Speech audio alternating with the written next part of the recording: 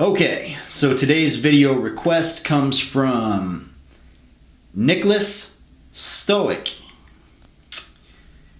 Hey LFA, even though I don't consider myself MGTOW or red-pilled, a lot of stuff you talk about in your videos resonates and makes sense to me. As I'm only 19, I might be one of your youngest viewers, but I have a question that might interest your younger audience.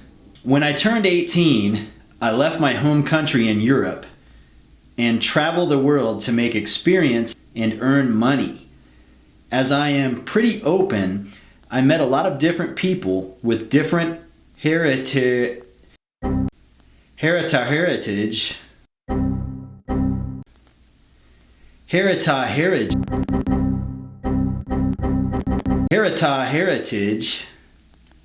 But realize that it is possible to categorize most people and predict their success in the social dating game.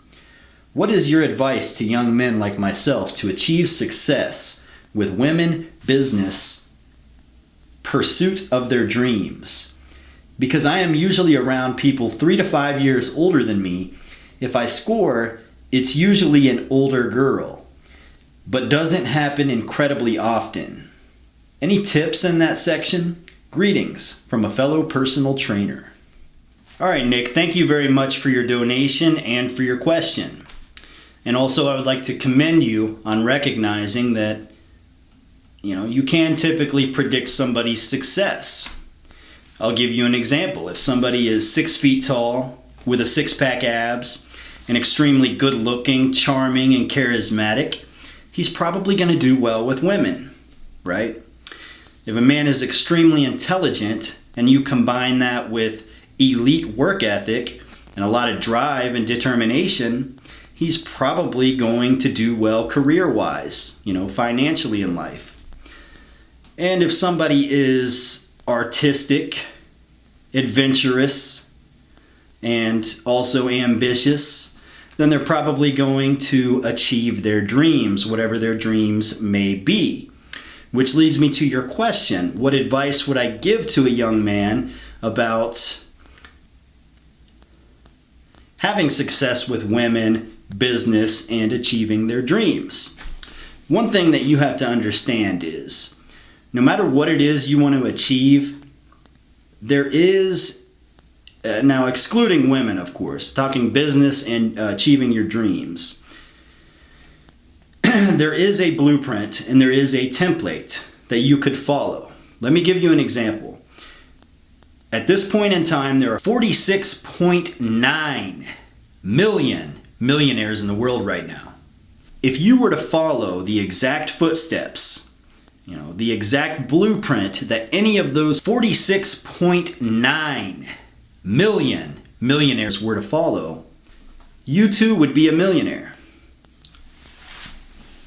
Now, for some people, that may mean going to college and getting an entry-level job and getting your first promotion and your second promotion and your third promotion, and eventually, maybe you'll be a millionaire. Maybe you'll invest in the right things, you'll own some property, things will go well for you and you'll be a millionaire. But if you want to be an entrepreneur, or, there's all sorts of different career paths you could take, the blueprint's going to be a little bit different.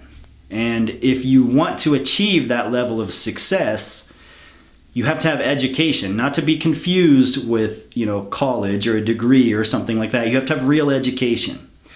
You have to have mentors that have done it before teach you how they did it.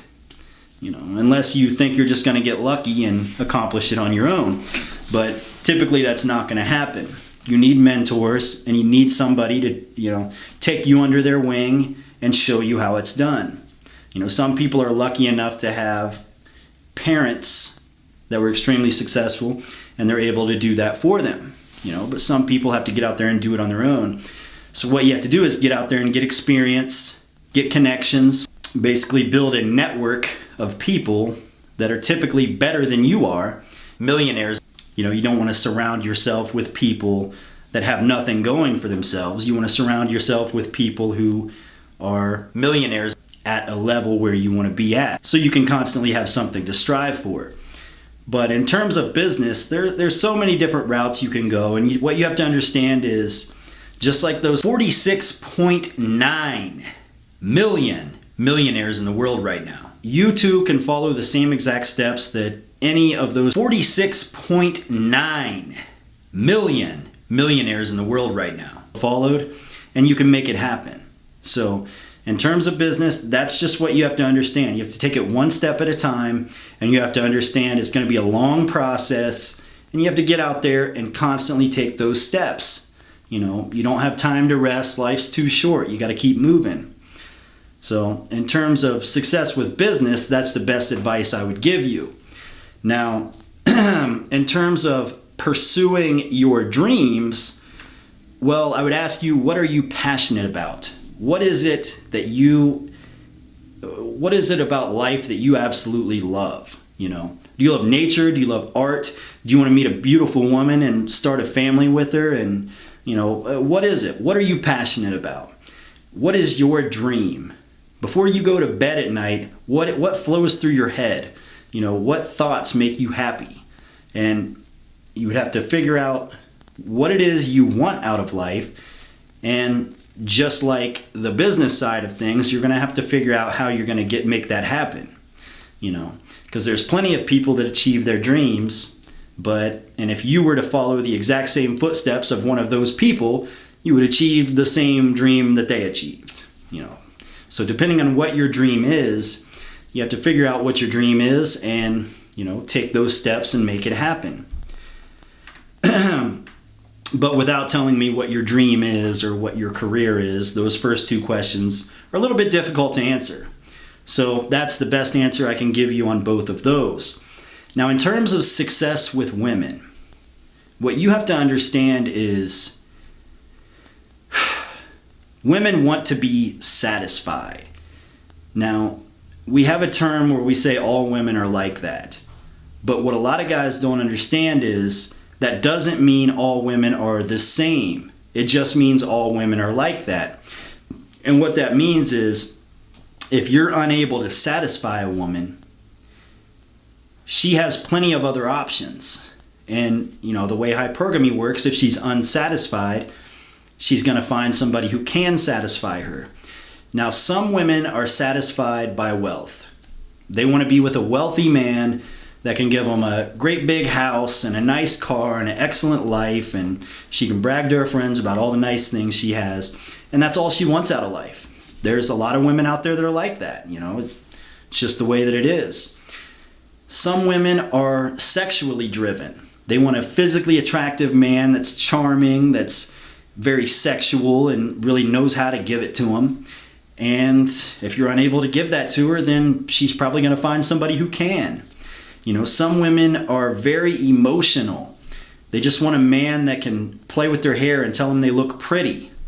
You know, so some women, they're looking to be intellectually stimulated. You know, they want a man that can hold an intelligent conversation for hours and hours. And, you know, just like determining the success of, you know, any aspect of life, you may not be good at all of those. You know, and you may meet a woman you really like and she wants one of those and you don't have that. So in order to satisfy a woman, you're going to have to find a woman who is satisfied by what you can provide. Now, this is something that the red pill community doesn't talk about very often because, you know, they kind of, I don't want to say the whole red pill community, but a big portion of it, they kind of try to, it's a little bit toxic, like this, all women are sluts, all women are, you know, whatever. They aren't all one thing.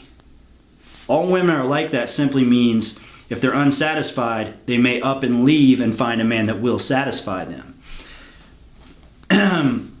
But what you have to understand is, what you have to do is find a woman that fits your skill set, that fits your personality. If you're intelligent, but you're 5'4" and nerdy and not super charismatic, then maybe you shouldn't date an extremely sexually driven woman that's been with 50 plus guys. You may not be able to satisfy her. If you fall in love with a gold digger and you make $40,000 a year, it's not going to work out. So you got to understand, you got to find the right woman for you, and that's where you'll have success with women at. And also, Nicholas, you made the claim that you do a lot of traveling, and you do score frequently with women, I believe you said 3 to 5 years older than you, if you're 20. So you're scoring with women in their mid-20s, which are right there in their physical prime at their most attractive point, and you're single. So it sounds to me like you're doing pretty well. If you have the resources to travel the world and you have the ability to score with women no matter where you go, I'd say you're doing pretty well. And I don't really think you need a whole lot of advice, honestly. I think you just need to get out there, get experience, keep taking those steps, and keep improving yourself. So, Nicholas, that's just about all I have on that subject. I want to thank you very much for your donation and your topic request. LFA signing out.